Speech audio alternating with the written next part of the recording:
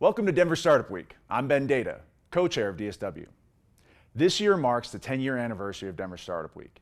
This community has been the catalyst for lots of change over the past decade, and this week we're coming together to celebrate the past and dream big for the future. We are able to bring Denver Startup Week to this community thanks to our 2021 sponsors. Thank you to our HQ and title sponsor, Amazon, and our title sponsors, whose leadership makes this week come to life. Capital One Cafe, Downtown Denver Partnership, Fluid Truck, Hotel Engine, and WeWork. And our track sponsors, who have made all of the great content you're hearing today possible. Founder Track, Kickstart, Growth Track, Friday Health Plans, Developer Track, Quizlet, Product Track, Palantir, Designer Track, Battery 621 in the Public Works, People Track, Exactly, and Spotlight event sponsor, Strat Labs. Our headline event sponsors are bringing the excitement this week. Thank you to B-Side Fun, Colorado Public Radio, Comcast, Coors Brewing Company, Denver Pavilions, Entrepreneurship at the University of Denver, Gusto, JP Morgan Chase, Method, Moss Adams, Pine Insurance, Promontory Mortgage Path, Red Bull Basement, Southwest, Tattered Cover, and VF Venture Foundry. Finally, thank you to our partner and member sponsors listed on the screen. Please say thank you to these companies as you enjoy our hybrid Denver Startup Week. And don't forget to use hashtag #DenStartupWeek to share your experience and moments of inspiration on social media. Have a great week.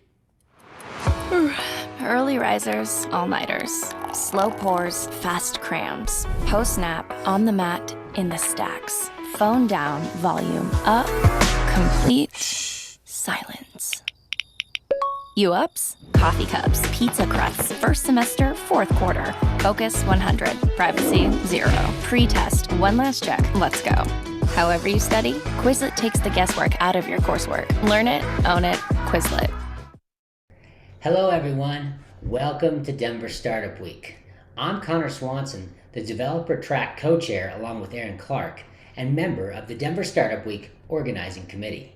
Thank you for joining us for the 10th anniversary of Denver Startup Week.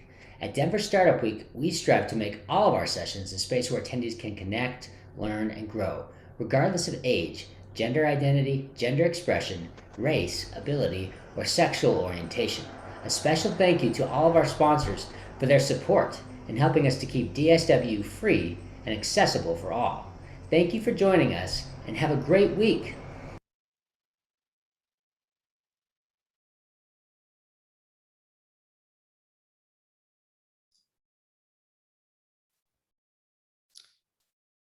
Good morning, everyone. Welcome to Denver Startup Week. I'm Philip. I'm a people partner at Pine Insurance. I'll be moderating this panel. And I'm very excited about this particular topic, scaling and leadership in a startup. It's particularly, of interest to me because in a previous life, I was actually engineering manager myself. Then I went over to the dark side, some would say. Others would say I'm just trying to bring balance to the force. As you can see, I'm a big Star Wars fan myself. But the real wisdom is going to come from this panel. I'm very excited about what the insights and the wisdom they're going to bring. And before I throw it over to them, just some admin stuff. Obviously, you'll only be able to hear this panel, but please do use the chat feature if you have questions. We'll have someone, myself and the team, looking at that, and we can throw in those questions as we go. So we want to make this pretty, interactive and organic, and as valuable to you as possible. So let me stop talking and throw it over to the panel. I'm going to have them introduce themselves in alphabetic order by first name. And I'm going to ask them to introduce themselves, who they work for, their company, and the size of the team of the company overall, if that's valuable. And then I have a specific question that I want them to answer. If you could spend one day with a leader, current or past, who would that be and why? So I'm going to throw it over to Mora first. Nice. So I'm Moira too. If you guys watch Schitt's Creek, like Moira Rose, it's kind of how you say it. Phonetically, it's confusing.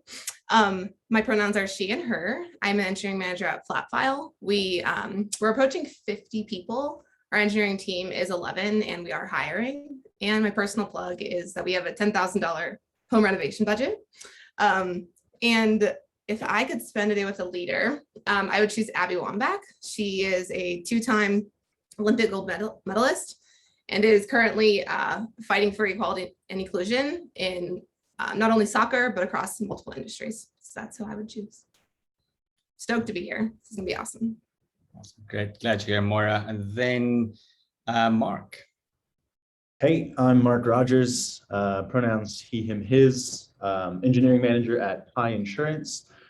We just crossed 300 total employees, about 100 or so underneath the CTO. Been here about almost 3 years. If I could pick anyone to be with as far as a leader for one day, I'd pick the current Dalai Lama, political leader of Tibet and religious leader of Tibetan Buddhism. I think that would be a very fascinating day, personally. Cool. Thanks, Mark. Welcome. Pat. Hi, everybody. Patrick Rawls. I work also at Pi Insurance, which, as you heard, is about 300. When I joined, we were about 50. And he, him, pronouns. The leader I'd like to spend some time with would probably be Gandhi. Just because like he's a bit of a leader's leader, right? A lot of the people that we sort of look up to looked up to him. So I think it would just be interesting. Seems like he knows how to have a good time. Very cool. Thanks, Pat. Glad you're here. Last but not least, Royce. How's it going? My name is Royce. I'm the CTO at Tilt. Pronouns is he, him, his. Our company, we went from, let's see, I've been here 7 months, from 9 people to 25, 26. We'll be about 30-ish by the end of the year. So growing at the speed of business, so to speak. So I had to change my answer on this one. We did a dry run last week, and I would say Satya Nadella, from CEO of Microsoft. Just a quiet leader. What he's done with Microsoft to make it relevant, even till this day, has been awesome. And I think it'd be cool just to like sit back and say, hey, dude, what's your leadership style? How can I learn? So, yeah. Very cool. I think everyone's teed it up, expecting a lot of wisdom for the leaders and leaders that inspired to be in this audience about how to scale our teams and be leaders in our own space, right? Let's jump in. So first question, and I'm going to throw this over to Royce again to get us started.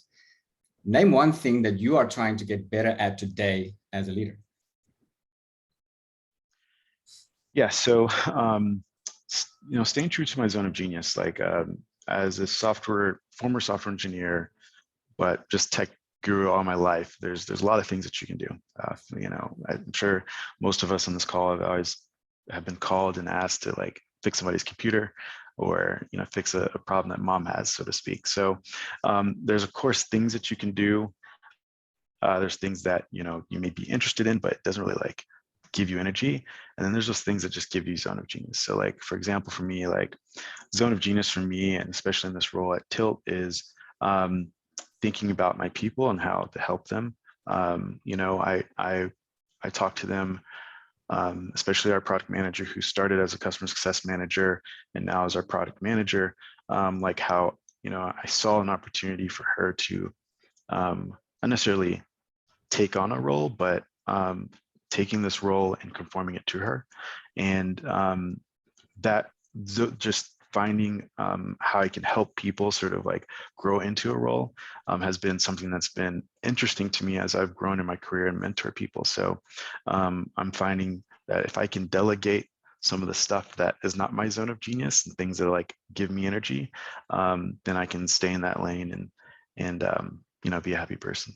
So yeah, there's a lot of powerful stuff in there about giving up control, and empowering others. So very cool. Mark, Mora, anything to add, I think? Yeah, I'll go ahead. I'm also taking notes. This is awesome just to hear all you guys too. For me, the thing I'm actively trying to get better at is like leaning into frustrations. I think that engineers, like it was just talked about, like you can go multiple different ways. But if the engineers are frustrated, it's likely because they're working on something that is not interesting to them. And so some advice that I got from my CEO is that like when they're frustrated, like Are they frustrated because they have a better idea that they could spend half the time on and have like double the impact? So like leaning into those moments and like actually like seizing those for the engineers is something that's, I think, hard to balance when there's product needs, but trying to be the advocate for the engineers to give them that space to like run. That's kind of what I'm working on right now. Yeah, and I'll jump in. For me, I think something I'm trying to get better at is proactivity. So some of the more successful managers that I've worked with and I've seen in my career have been very proactive, kind of always in front of the teams, in lots of different ways too. One, right, like raising the alarm when you realize you're not gonna, get that piece of work done on time, or when you find some prod support bug or whatever, but also coordinating to keep work ready for the team members. I had a manager once, it was a product manager actually, describe her role as being the poop umbrella to kind of keep all of the poop that rains down off of the team. So I go to the meetings so that you don't have to go to those meetings, right? That's my role, so that to kind of keep you on, or at least the people on my team, kind of available to be working on what they're good at. But then kind of things that I'm still working on with regard to productivity are, in addition to the team leadership, kind of the people leadership, being proactive with other people's career development, not waiting for them to bring up like, hey, I think I'm ready for that promotion or raise, but getting in front of that, being like, hey, I think you have this opportunity to kind of grow in this direction. Like, is that something you'd be interested in? And so, yeah, proactivity for me. Very cool. Yeah, I think there's a lot of value in kind of, sensing when someone is bored and they need to move on to the next thing even before they do, right? I think that takes a lot of energy from a people manager. Next question. How have you managed remote/hybrid teams in the current pandemic context? And I'm going to throw it over to Mora to get us started. Oh, yeah.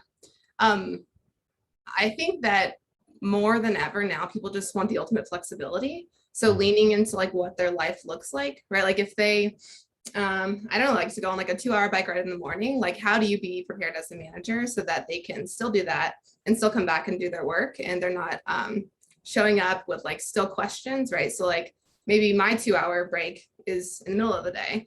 So I think just being extra prepared and shaping the work around everyone's individual life is what is going to keep people at companies. Very true. Yeah, I can follow up on that one. For me, I think trying things often, right? Like I think this remote hybrid thing has been kind of new to me. I'm very like more of an office person, which I think most of us are, but some of us aren't.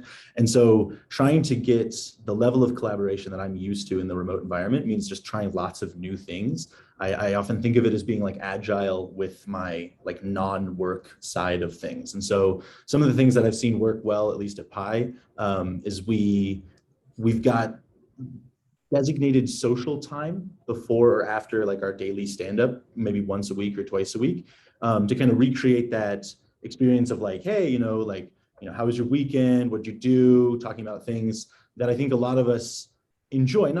Obviously making it optional for the folks who don't like that kind of stuff, but having things like, occasional, buying delivery coupons for lunch for just the team and not like, a larger group so we can just hang out during a meeting.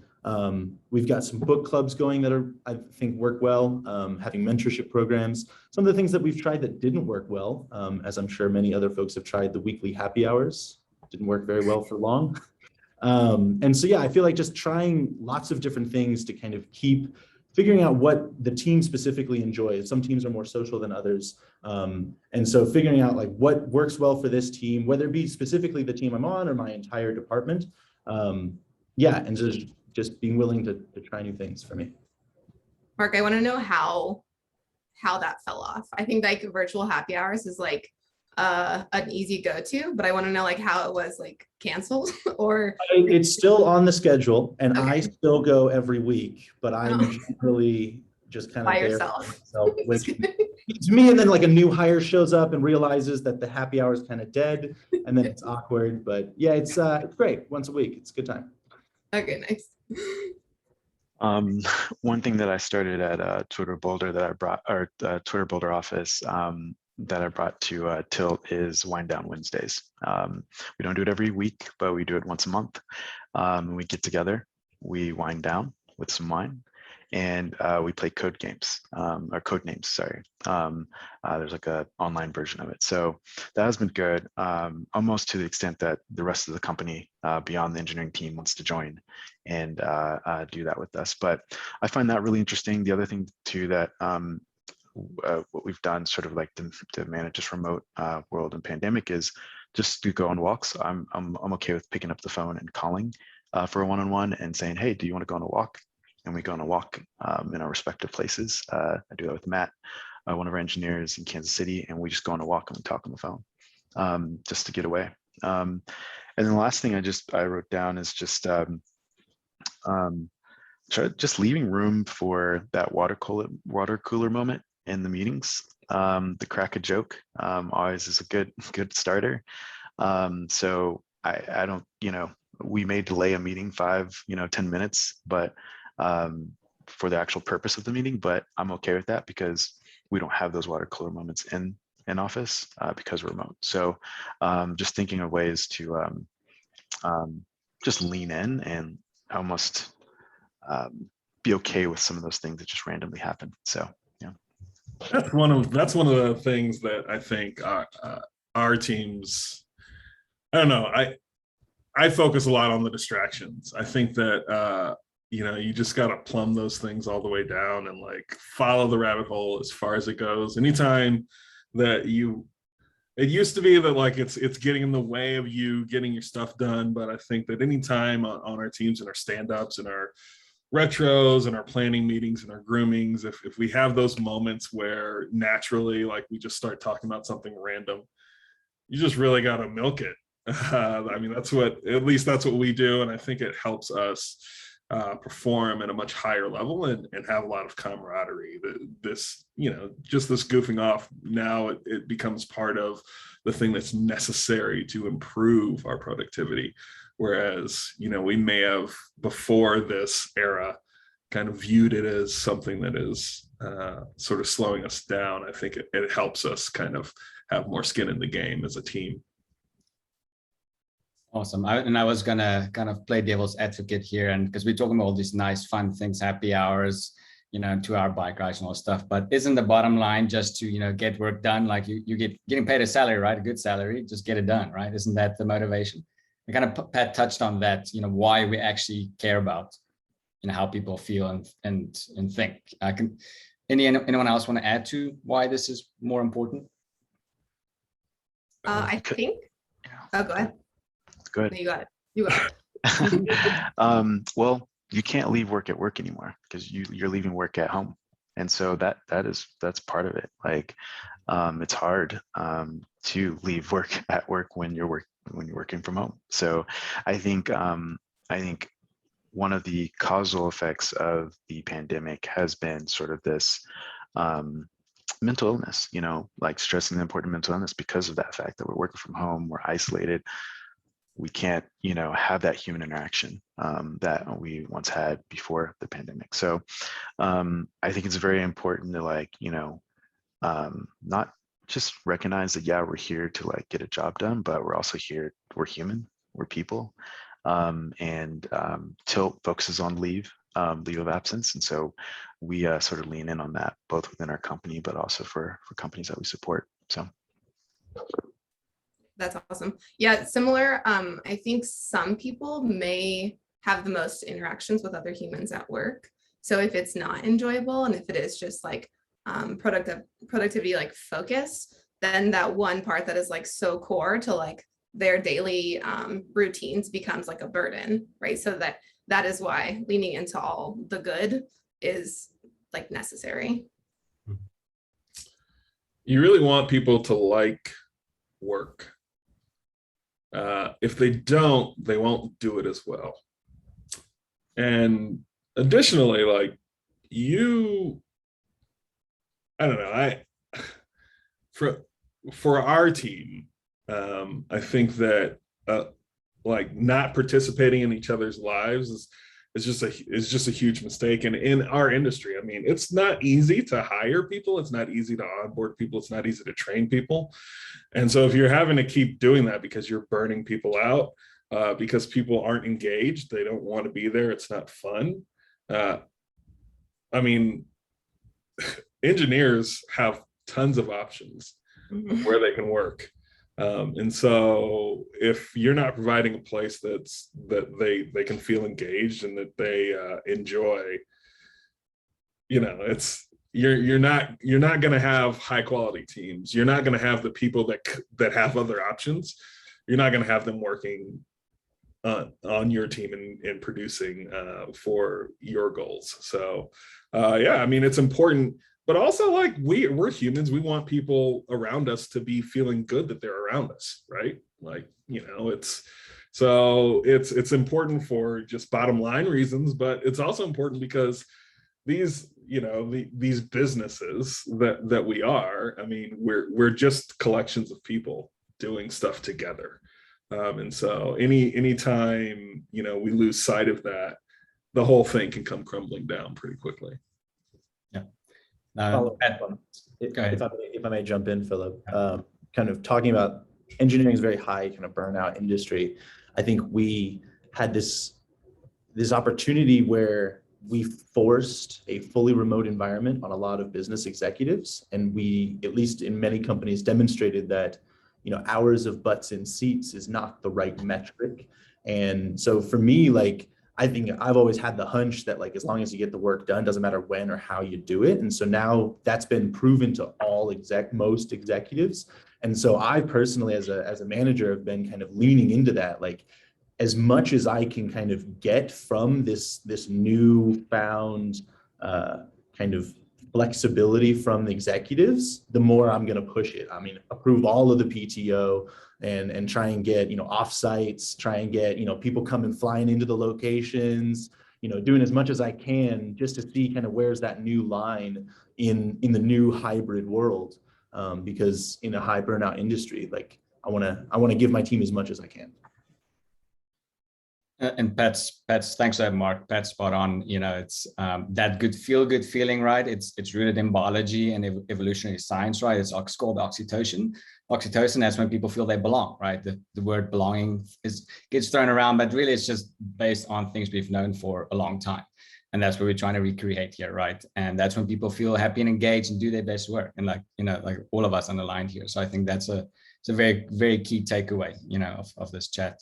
I want to move on to the next thing, kind of related. What does an inclusive team look like to you, and why is it important?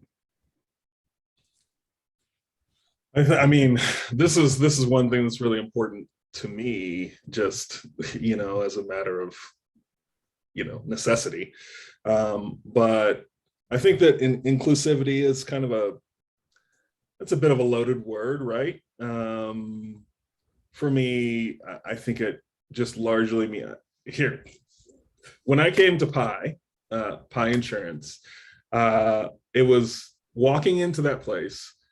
It was immediately quite apparent that most everybody else there had some characteristics in common that I didn't have. And that is a feeling. It doesn't matter what that characteristic is. That is a feeling when you walk into a place where, you know, you are very different in a particular way. It's something that, like, it has an effect. It has an effect on just your day-to-day experience. And so now that I think that today we're just completely different in that regard. And you know, all of our organizations have, you know, a long way to go with this, but I think that much more today, the employees at Pi look a lot more like the people that we serve. And we have kind of this broad range of experiences, broad range of races, of religions, of sexuality, of, you know, age, like, you know, we're starting to embody that a lot more. I think it's so important because sometimes you need attention on a problem that doesn't have your history, right? A problem that you can't see, or maybe a problem that like your perspective of it is just different than someone else might bring. And I think that diversity helps to kind of take care of a lot of that groupthink that can happen. To have people different in all sorts of different ways, I think is only going to allow you to attack more problems than what you could usually see, and attack them in different ways. You can't assume that just because someone is, a different color than you, then that means that, you're diverse now and that you're inclusive and all of that. But I think that, kind of one of the first principles there is, just having a broader range of people means that more people can feel included, and that more people might be a little bit less discouraged from sharing their voice. And so that's, it's kind of a hot button issue for me. Sorry that I'm droning on about it, but I think that it's just so important. And, the more that we start to look like the people we're serving, I think the more, it'll just only get better, and our ability to see different problems and attack them in different ways will just increase. And to add on that, the reality with startups is that they grow through referrals and through your network. And if you were to say your first 5 people that we're going to refer to a job at Pi Insurance or Tilt, or where we're at, and they all get hired, would it increase or decrease diversity, right? And that's the reality in Silicon Valley. And companies like Twitter, Facebook, they grow within those referral networks, and then 20,000 employees later, they're trying to figure out their DEI structure and trying to understand what happened. So I think what inclusivity looks like, when I joined Tilt, I was only male. I was only Black male. Everyone was female. And I was like, wow, this is amazing. Because I've never been to a tech company that was all female ran. And I was like, let's lean into this, and so we expanded that, and just, our VP of CS, I think we've organically have used our referrals and have created a inclusive company that's different. And I think that is a superpower that we won't realize how powerful it is until, we're 90, 100 employees later, So I think, you have to be intentional from the start. And I think it starts with the founders. It starts with the people at the head to be concerned with it. And actions speak louder than words, period. And so, I think it starts with leadership on like making sure that team is diverse and having that in mind. Mora, Mark, anything to add? Yeah, I think my second job was a little bit different because we were a really small team. But my first job, I think the ratio of like females to males was maybe like 1 to 15. And so I feel like I've gotten like kind of used to it. But so that is an issue in itself, right? So like, just like Roy said, like trying to change that problem later is like much harder. But I also just want to talk about inclusivity of like experience. So we have one developer that started as an intern, but now I'd consider him like a mid.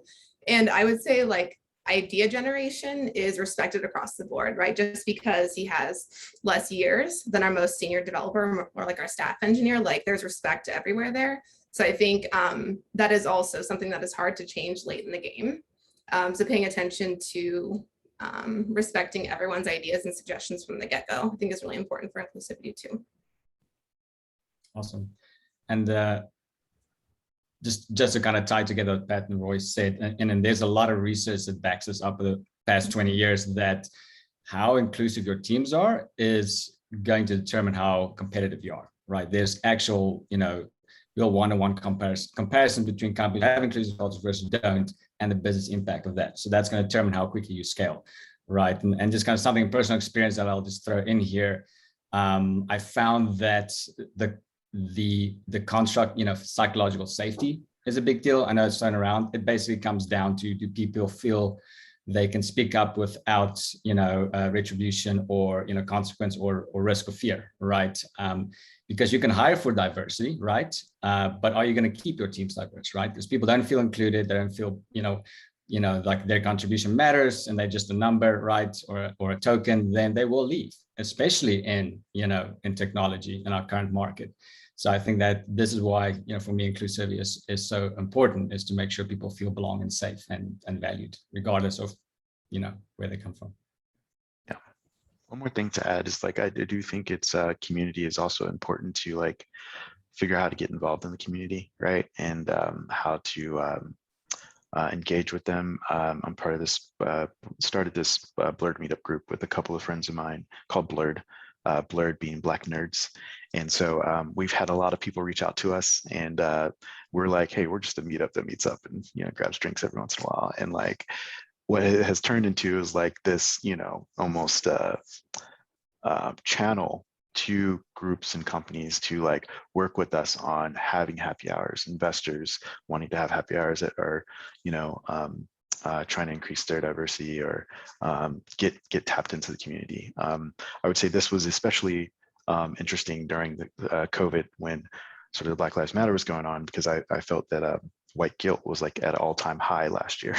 And so we had a lot of inbounds, and it was interesting to get it. But I think community plays an important role. I think Brad Feld's book on startup communities sort of, talks about the startup community, but I think there's an opportunity to figure out, like, what is the, how can we increase just different types of people that come to Colorado in Denver area, so that way we have the talent pool that is diverse to join the companies like Pi Insurance. So that's so that, I mean, I know you and I, Philip, have talked a bit about that, about not just consuming the diversity, but creating it, right? So creating these communities or participating in these communities, such that the place where talent is becomes interested in the things that we do, right? That there's not just, because there's not like a shortage of qualified,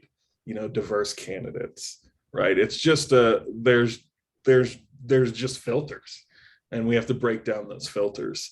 And so I think that, Royce, what you're talking about, I think that's an awesome way of doing it. And I'm in. I'm going to call you about it. I think it's awesome. One of the things also you mentioned about psychological safety, Philip, one of the practices that our team has put in place, it wasn't even my idea, but it has been awesome, which is we trade off who is basically running the sort of agile ceremonies. And so a person will take a sprint and we switch off.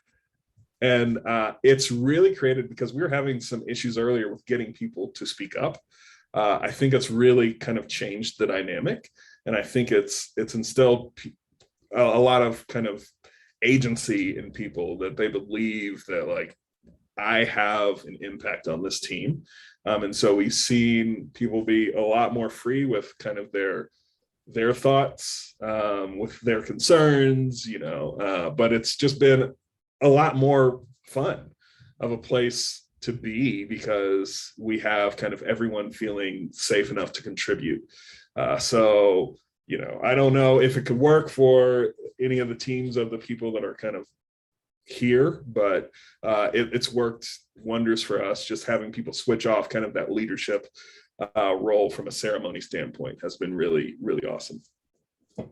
I do just want to, I don't want to take over this question, but I'm curious, like, if we zoom out a little bit. So when we're hiring, right, there's like so many people that are interested in like the marketing around getting into engineering is like awesome, right? Everyone's like, you have this like flexibility in your life and all of this stuff. And then there's like this like big wall around letting people in without experience, right? So like once you get over that wall, then you're in there, and like you might get into a company that is like really focused on diversity and inclusion. And then like something happens that if you don't fall into that like great bucket of companies, then you leave, then you burn out, right? So like, I'm curious if you guys have opinions about like where the holes are in this flow. Because I've just been thinking about this a lot, and I think it has to do with inclusion and like where, I don't know, any thoughts on that? It's kind of a loaded question. Let's stick to the question because there's something here, right? And I think it matters, if you want to scale a company successfully. So you're saying, I just want to make sure I understand what you're saying, Moira. Where are the sort of trapdoors or holes that like people are falling through? Yeah. After they get into. Yeah, like if we zoom in there, and like as managers, how do we make sure that like if we have the say, right, to like influence these holes, like what are we doing?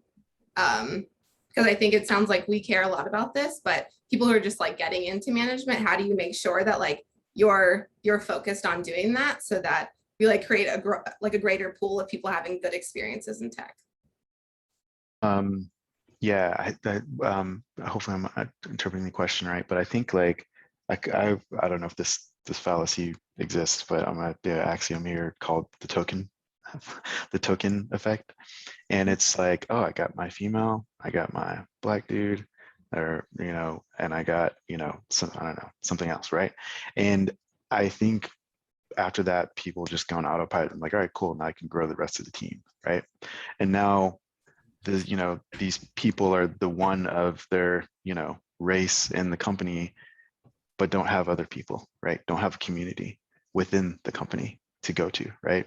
And so I think we can't, I think that is probably one of the things that is potential issue, is just saying we check the box off when we still need to like do more to increase the diversity within the team, and not just saying, well, we got our token. We need to have multiple tokens and multiple and different different backgrounds, different experiences. I know we've sort of talked about it in terms of shades of skin color, but in every aspect, right? And so I think that's one solution, not the only solution to what you're describing. I'd say mentorship. We have a lack of mentorship, and I don't know if it's if it's culturally bound or what. I don't know that. I don't know that like maybe a candidate that might be considered part of an underrepresented group would be less likely to stay. I think I would assume that candidate would be less likely to stay because of all of the barriers that are essentially a mental tax, right? As people that are underrepresented, we tend to feel the burden of representation, right? We are not just ourselves, we are our entire race, we are our entire sexuality, we are our entire, religion, whatever it is. We represent so much, and, there tends to be a lot of people kind of counting on your success, and that can be a bit of a strain, right? And these are like unique issues in addition to all the issues that any new person in engineering has to go through, right? That's a huge, like everybody goes through this, right? This imposter syndrome, and there's like all sorts of stuff. Compound that by the fact that you have like this person that's kind of looking at you like, hey, you got hired because you're black, or it becomes kind of an unfair fight a little bit. And so I think there are all sorts of issues in terms of kind of defining what the trap doors are. What do we do about it? I don't know. I mean, mentorship might help a lot. I think that it takes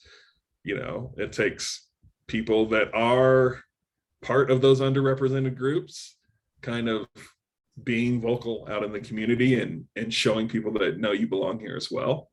And then I think it just takes a lot of participation from everybody to value each other's voice, right? Like, just because maybe you are not part of a group that would be considered underrepresented in this industry doesn't mean that you don't have a place to contribute to diversity, but certainly you have a place to contribute to inclusivity, right? And that comes by valuing the perspectives of others. and mentorship in both directions, right? Allowing kind of, maybe it's that new person, but allowing them to contribute to your growth as much as you contribute to their growth. I think that that's one of the things that really makes people feel like they belong more in a very powerful way, is showing them, hey, you have a lot to teach me, and actually learning that. I think that those are ways to address that. Mm-hmm.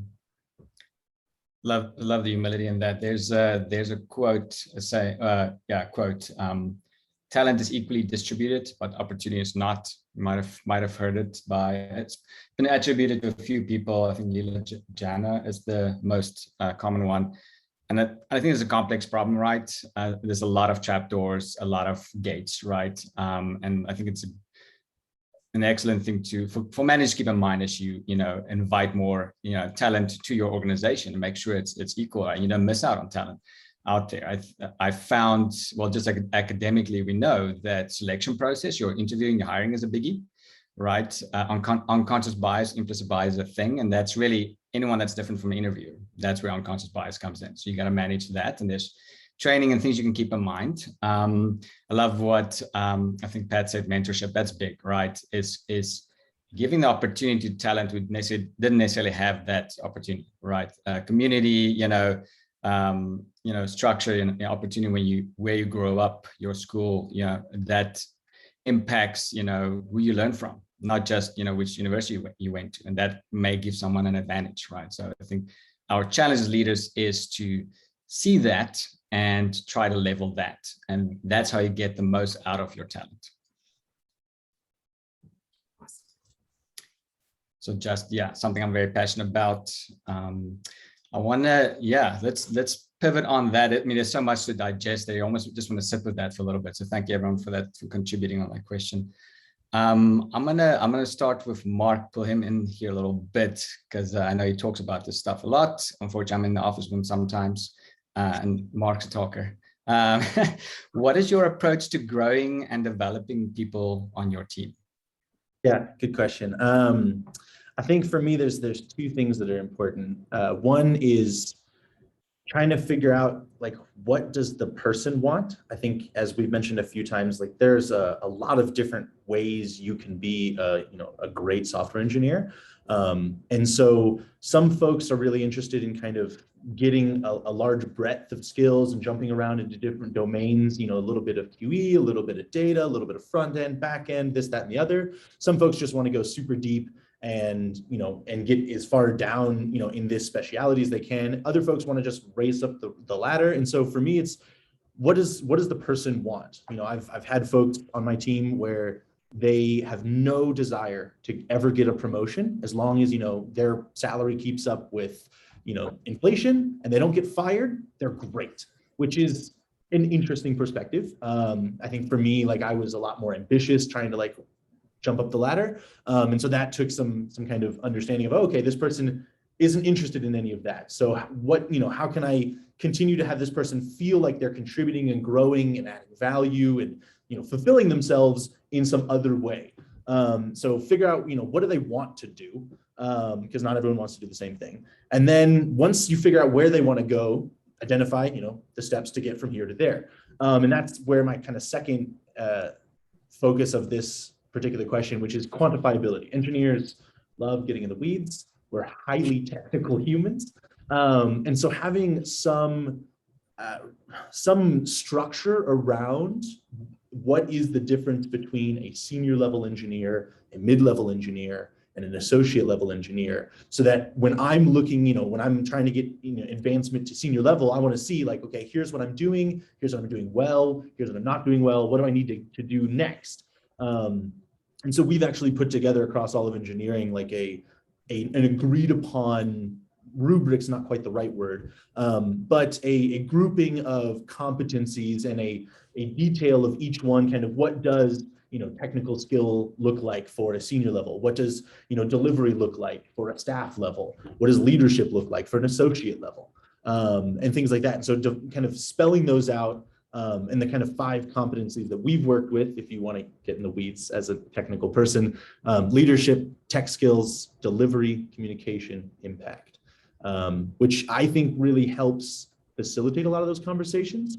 It gives you the structure to have, to identify, like, okay, you're really good here, but not great there. Let's find then a good project that really stretches that skill that you can hang your hat on.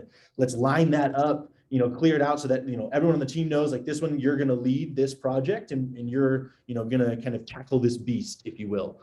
And that's kind of my approach for growing and developing folks.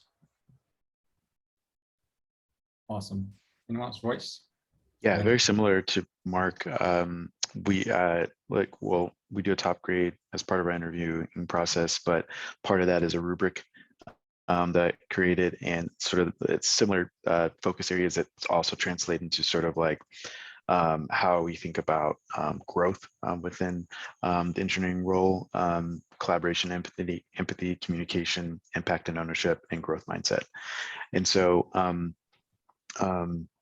I think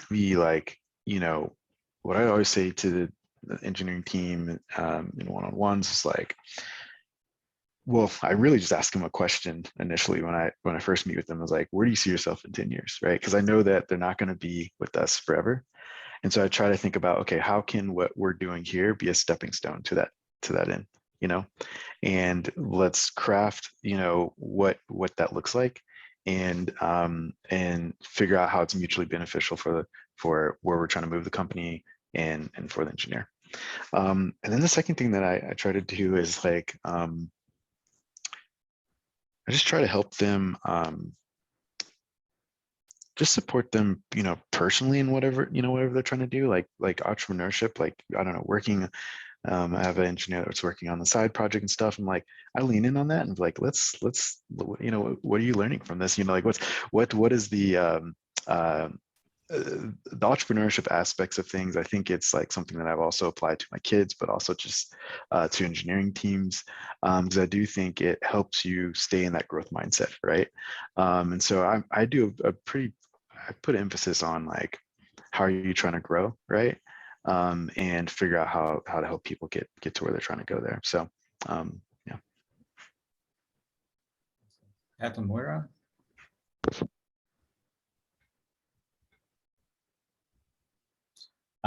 Cool. Thanks for that.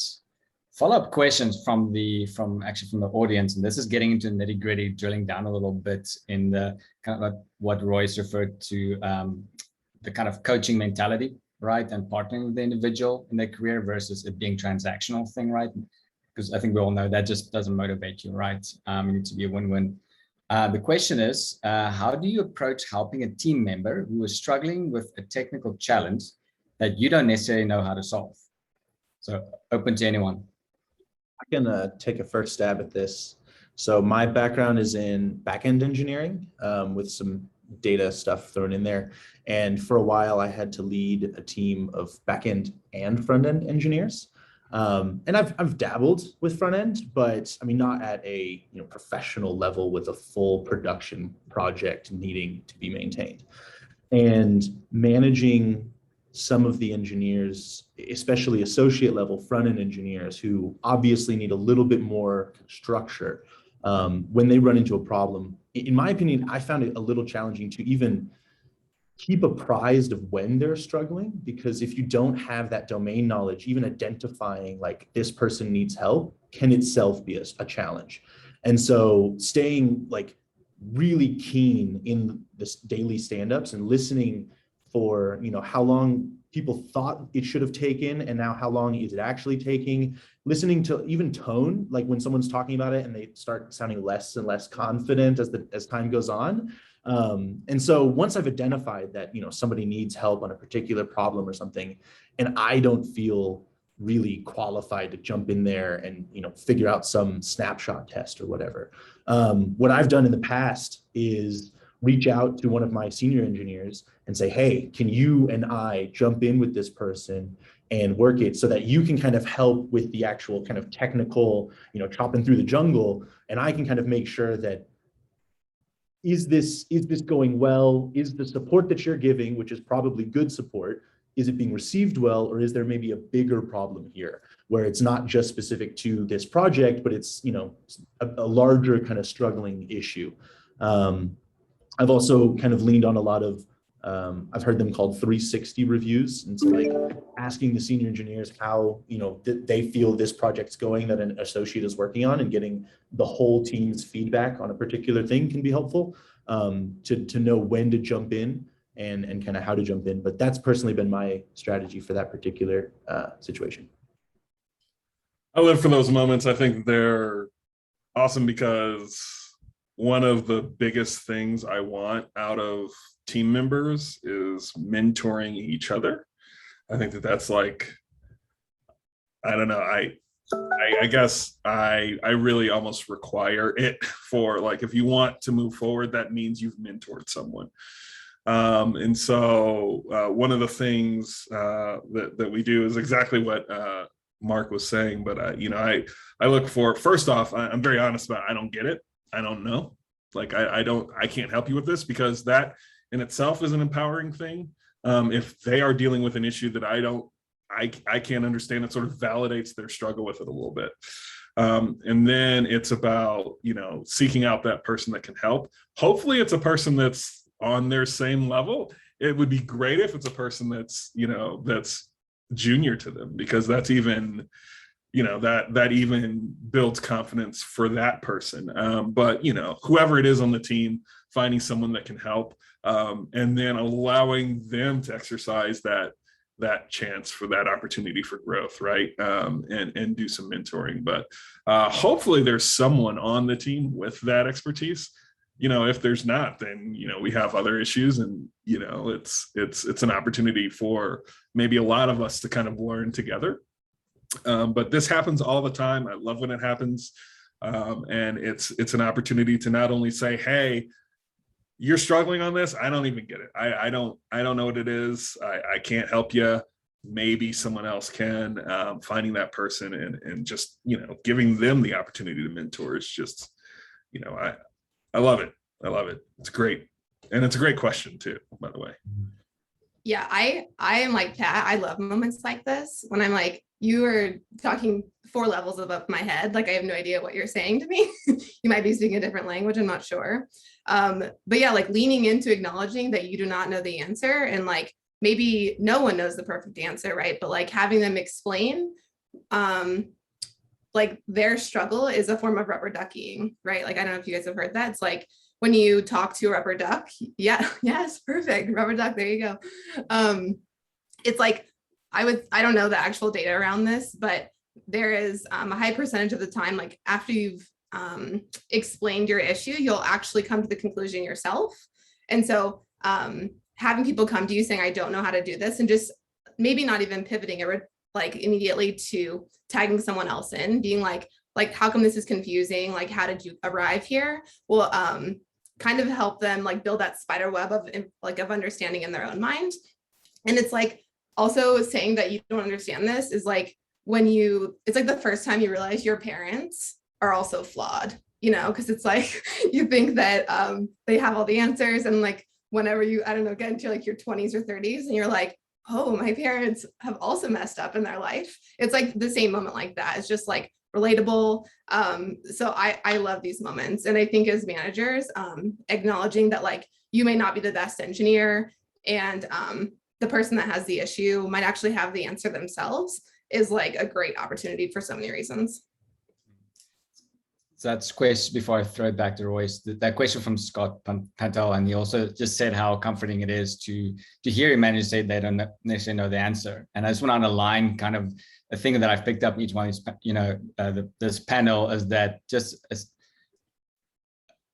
a deep sense of humility, right? In that, you know, we're here to lead. When we lead with humility, we are more approachable, people feel safe with us, and we are more impactful and effective as leaders. So I just wanted to underline, like, I really appreciate that about this panel. Royce, you want to say something? Yeah, I think the engineer in me sometimes doesn't reach for the vulnerability too fast enough. So I'm learning a lot here. But the first thing I do is like, all right, let's maybe fix your Google search. Like, do you not know how to describe this problem? that search is not giving you an answer. Like Google search is not giving you an answer. So that's the first thing. I'm like, how are you Googling this problem, right? And then like we go to town on like that, like how do we, what's the SEO that we need to be searching for to like get the answer that we're looking for. But then like the other thing too, sometimes engineers, and I've been guilty of this before, is like go down into the weeds and they just get stuck in a problem and probably don't need to have the problem. So I first just asked the question of like, do we even need to solve this problem, or is this even a challenge that is blocking us, and then kind of do what Maria was talking about, which is like, let them talk, talk about it. And like, sometimes you come out of it, it's like, yeah, I don't even need to have to solve this problem. Like there's a whole nother solution or way we can do this, right? And then other times I'm probably just time boxing and just going deep with them. So it's like, hey, how about we time box this to an hour and let's go deep together, pair programming, so to speak. If we don't reach the end there, then all hands on deck, try to get help, right? And even if it's not me, I may say time box with so-and-so, right, to help out with this, right? And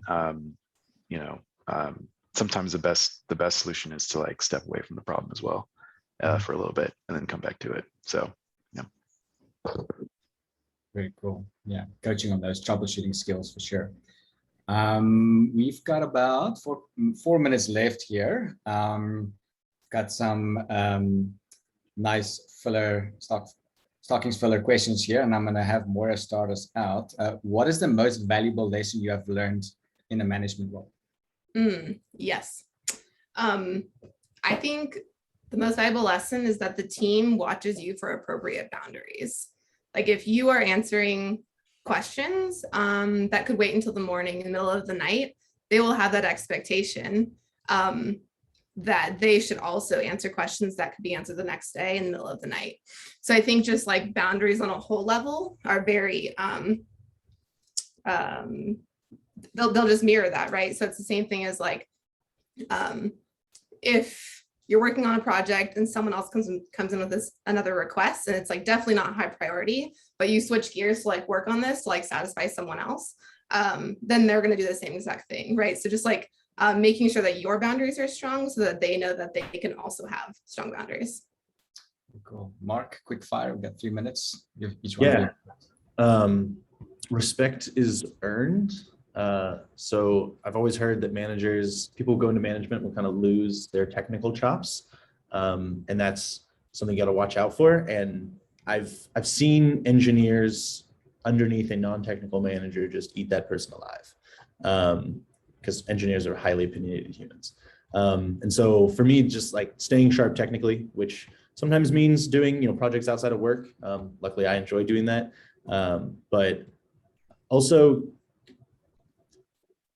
kind of to what Moira said, kind of not asking the team to do anything that I wouldn't myself do. So if I have to ask the team to do something unfortunate, like I better have, be willing to do that unfortunate thing either with them or instead of them or something like that. Because leading by example is really important. And herding cats is really hard. Awesome. Royce, and then I'll have Pat bring us home. Remind me of the question again. Make sure I get it right. What is the most valuable lesson you have learned in a management role? Oh yeah. I find that my metric for success is delegation rate. How much am I delegating? And that sounds, a weird thing to think about, but like I know that like focusing on like the high leverage activities that are going to be most impactful to the team are not necessarily, like I said, going deep on a technical problem with engineer, right? And so I think that's probably one of the lessons that I've learned in this role. But so keep it there. Yeah. Pat. So I'm on career number like 5 or something. I've done a lot of different things. I used to be a golf pro, and I worked under this head golf pro, great guy, and he had this plaque above his office that said, "There's no limit to how far you can go if you don't care who gets the credit." And I never really understood what it meant, but I try and live by it, and it served me well. And so, as much as I can, I delegate credit. I say, hey, like, anytime that there's a success, I'm looking for who are the people that helped in that, and who can I credit for it, and it served me well. So that's what I would say. That is awesome. Thank you all. I am inspired by each one of you. Thank you for your time and wisdom. Hope everyone enjoyed it, and enjoy the rest of Denver Startup Week. Thanks, everybody. Thank you.